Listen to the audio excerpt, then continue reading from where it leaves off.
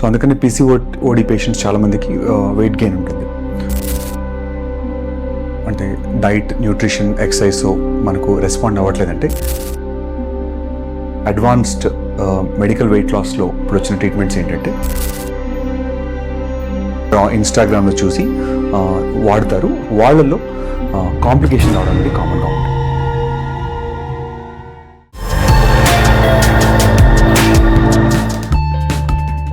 Hi friends, నేను మీ doctor Swapna Chekuri, gynaecologist and fertility specialist. So ఈరోజు ఏంటంటే మనతో పాటు డాక్టర్ హరికిరణ్ గారు ఉన్నారు. Is a well known plastic surgeon and cosmetic surgeon in the city. So welcome అండి డాక్టర్ గారు. సో బేసికలీ మన దగ్గరకు వచ్చే ఫర్టిలిటీ పేషెంట్స్ ఏంటంటే చాలామంది ఒబెసిటీ లేదు పీసీఓడితో వస్తారు. సో అలా ఉన్నప్పుడు ఏంటంటే మన సైడ్ నుంచి ఫస్ట్ ప్రయారిటీ వెయిట్ లాస్ అంటాం. సో ఫర్టిలిటీ ఇష్యూస్ ఉన్న వాళ్ళకు అంటే మనకు ఓవులేషన్ మళ్ళీ బ్యాక్ రావాలి అన్నా, లేదు మనకు ఫర్టిలిటీ మెడికేషన్స్ పెట్టినప్పుడు రెస్పాన్స్ బాగా రావాలి అన్నా weight loss is the first priority. So దానికోసం ఏంటంటే as a gynaecologist and fertility specialist మా సైడ్ నుంచి మేము diet, regular workouts, simple oral medications అట్లా పెడతాం.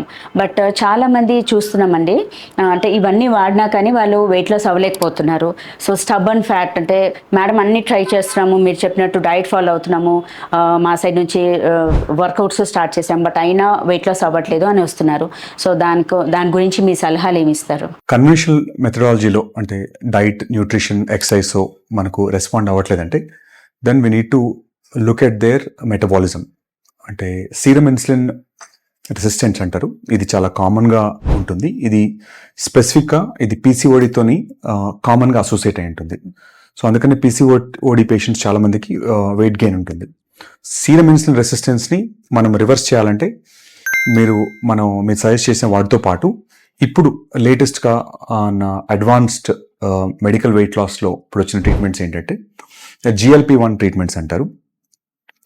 ఫస్ట్ లైన్ మీరు ఓరల్గా మెట్ఫార్మిన్ లేదంటే మెడిసిన్స్ వద్దు అనే వాళ్ళకి బర్బరిన్ అనే టాబ్లెట్స్ వాడతాము.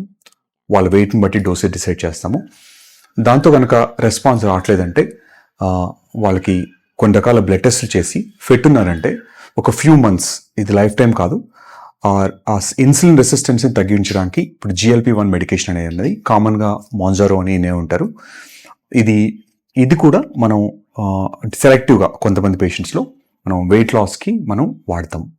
సో అది వాడాలి అంటే ఖచ్చితంగా మనం త్రూ ఆన్లైన్లో చూసి వాడకుండా ఒక ప్రాక్టీషనర్ దగ్గర or someone who is authorised to do that చేసినప్పుడు రిజల్ట్స్ అనేవి కరెక్ట్ ఉంటాయి.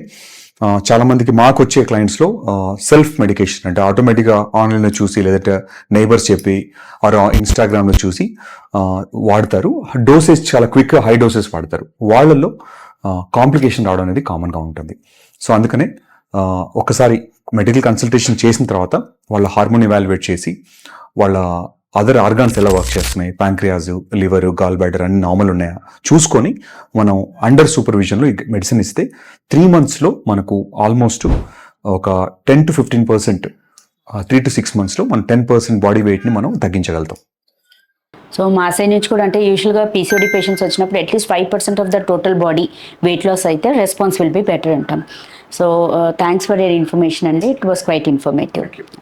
సో ఈ వీడియో మీకు నచ్చినట్లయితే, ఇన్ఫర్మేటివ్ అనిపించినట్లయితే please like this video and share with your friends and needy people. Thank you.